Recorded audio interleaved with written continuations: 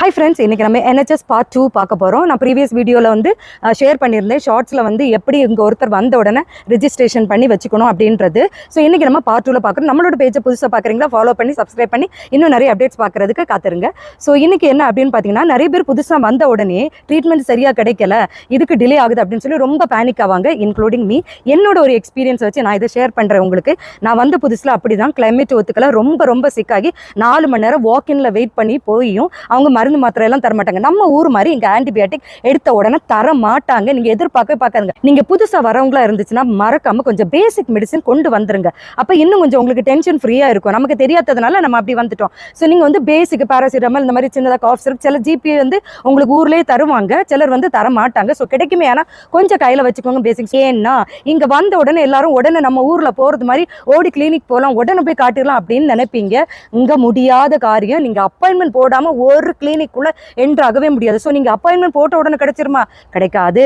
நீங்க அப்பாயின்மெண்ட் போட்ட உடனே இன்னைக்கு கிடைச்சிருமா, நாளைக்கு கிடைச்சிருமா, உடனே போயிருமா, ஐயோ பிள்ளை இருமுறாரு தும்முறாரு அப்படின்னு சொல்லி நம்ம பயங்கர ஒரு பிரச்சனையில இருப்போம். கிடையாது. நல்லா அண்டர்ஸ்டாண்ட் பண்ணிக்கோங்க. அப்படி போக முடியாது.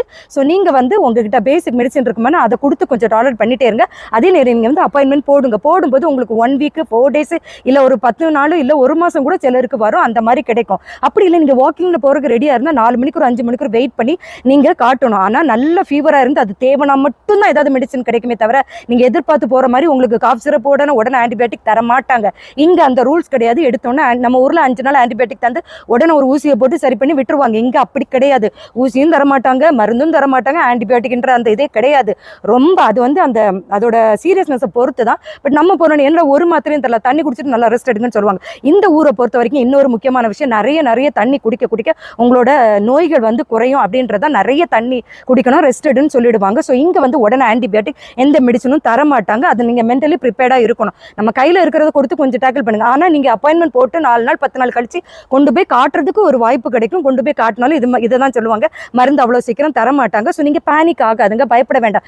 ஏன்னா NHS அப்படின்றது ஒரு கவர்மெண்ட் சர்வீஸ். இதை தான் எல்லாரும் விரும்புவாங்க.